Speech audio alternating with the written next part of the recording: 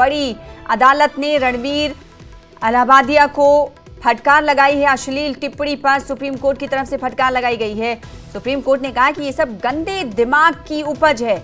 जी हाँ, ये बड़ा रिमार्क है सुप्रीम कोर्ट की तरफ से इस पूरे मामले पर। ये सब गंदे दिमाग की उपज है, सुप्रीम कोर्ट ने कहा है। आप लोगों के माता पिता को बेइज्जत कर रहे हैं। सुप्रीम कोर्ट ने अपनी टिप्पणी में ये भी बात कही है। साथ ही अश्लीलता क्या है आपको पता है, ये सवाल पूछा है सुप्रीम कोर्ट ने।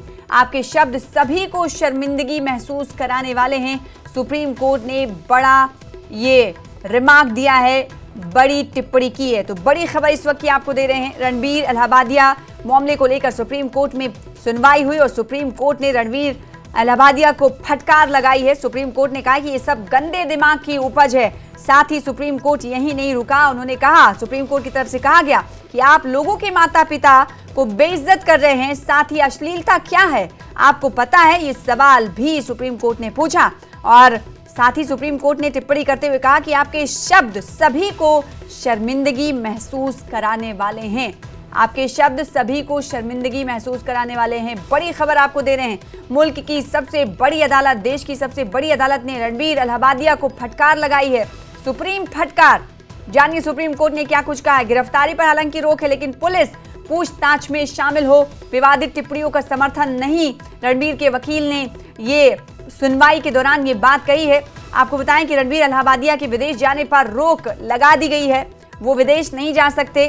और अलाहाबादिया पर सुप्रीम कोर्ट की ये जबरदस्त टिप्पणी है जो आपको बता रहे हैं। सुप्रीम कोर्ट ने क्या कहा आपको बताएं। इसके अलावा सुप्रीम कोर्ट ने क्या कुछ कहा। दिल्ली से शंकर आनंद हमारे साथ जुड़ रहे हैं। ये सुप्रीम फटकार, बड़ी फटकार रणवीर अलाहाबादिया पर सुप्रीम कोर्ट की तरफ से कहीं ना कहीं देखी जा रही है। शंकर आनंद, क्या कुछ और कहा है सुप्रीम कोर्ट ने इस मामले में, जरा तफसील के साथ बताइएगा। देखिए, आज सुप्रीम कोर्ट में आज एक महत्वपूर्ण मामले पर सुनवाई हो रही थी। दरअसल जिस तरह से चर्चित यूट्यूबर रणवीर अलाहाबादिया के द्वारा उनके वकील ने एक याचिका सुप्रीम कोर्ट में दायर किया गया था और कहा गया था कि रणवीर अलाहाबादिया के खिलाफ कई अलग अलग राज्यों में कई मामले जो हैं दर्ज हैं। तो उन तमाम मामलों को एक ही जगह पे कंक्लूड किया जाए, उसके बाद इस मामले पे सुना आगे की कार्रवाई हो। तो इस मामले पे सुप्रीम कोर्ट में जब आप कार्रवाई के लिए स्टार्ट हुआ, तो इस मामले पे जैसे ही सुनवाई की प्रक्रिया शुरू हुई, आज कोर्ट के द्वारा कई सख्त जो टिप्पणियाँ जो हैं वो सुनने को मिला। और इस मामले पर रणवीर अलाहाबादिया के खिलाफ जिस तरह से बाकायदा टिप्पणी की गई, निश्चित तौर पे ये कहा जा सकता है कि जिस तरह से कोर्ट के द्वारा इसमें मामले पे कहा गया, सबसे पहले जिस तरह से कहा गया कि इस मामले पे तमाम केसेस को एक जगह किया जाए और उनके वकील जो चंद्रचूड़ हैं उनके द्वारा कहा गया कि रणवीर अलाहाबादिया को जान से मारने की धमकी दी जा रही है। तो ये जैसे ही ये कहा गया, उसके बाद कोर्ट ने इस मामले पर कड़ी टिप्पणी करते हुए कहा कि आप इस मामले में जस्टिस सूर्यकांत हैं, उन्होंने कहा कि आप जाँच और मुकदमा आपके मुताबिक नहीं चलाया जा सकता है। जिस तरह से आपके जो क्लाइंट हैं रणवीर अलाहाबादिया, उनके द्वारा जिस तरह से के शब्दों का प्रयोग किया जा रहा है, इससे माँ बाप, भाई बहन, और कहा जा सकता है कि वो जो है आज उनकी जो शर्मिंदगी जो हो रही है, निश्चित तौर पे इससे समाज में एक गलत मैसेज जा रहा है। और जिस तरह से सोशल मीडिया पर कंटेंट को जनरेट किया जा रहा है, इसे कहीं से भी उचित नहीं ठहराया जा सकता है। तो एक तरफ देखा जाए, रणवीर अलाहाबादिया के खिलाफ आज कोर्ट की जो है कड़ी टिप्पणी जो है वो देखने को मिली। इस मामले पे कई फटकार जो है वो लगाया गया, लेकिन इस मामले पर तमाम सुनवाई के दौरान में कोर्ट के द्वारा थोड़ी सी राहत जरूर रणवीर को दिया गया। कहा गया कि उसकी जो गिरफ्तारी है, फिलहाल उससे गिरफ्तारी से उनको राहत दिया गया।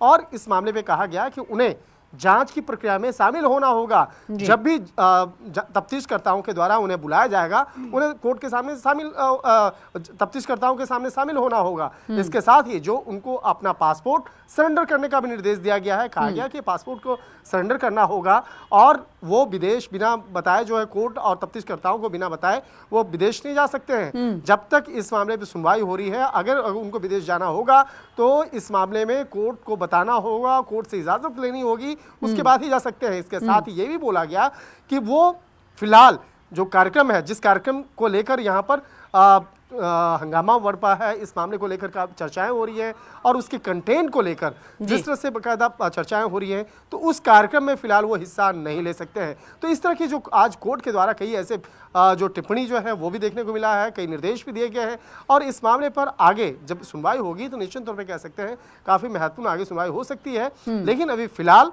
रणवीर इलाहाबादिया को सुप्रीम कोर्ट से थोड़ी सी राहत जरूर मिली है और इस मामले में जिस तरह से बाकायदा आज कोर्ट के द्वारा कई सख्त निर्देश भी दिए गए हैं, तो इस मामले पे आगे किस तरह से रणवीर के द्वारा फॉलो किया जाएगा। हालांकि देखिए पिछले काफ़ी समय से रणवीर इलाहाबादिया जो है वो तफ्तीशकर्ताओं के सामने हाजिर नहीं हो रहे थे और वो अभी तक गायब हैं। तो इस मामले में उनके वकील के द्वारा बताया गया कि निश्चित तौर पे अब वो तफ्तीशकर्ताओं के सामने पेश होंगे और उसके बाद जो भी कहा जाएगा वो तमाम औपचारिकताओं को पूरा करेंगे। लेकिन आज कोर्ट के द्वारा जिस तरह से आज सख्त टिप्पणी किया गया और कहा गया कि अश्लील जो कंटेंट क्या होता है, अश्लीलता क्या होती है, क्या ये आपको पता नहीं है?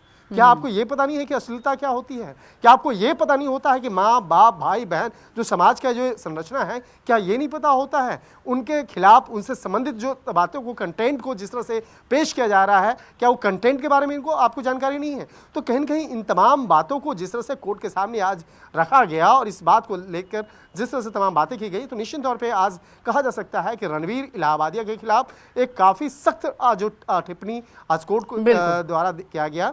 लेकिन जिस तरह से रणवीर के एक सवाल और यहाँ पर शंकर आनंद, बहुत बड़ी फटकार है ये।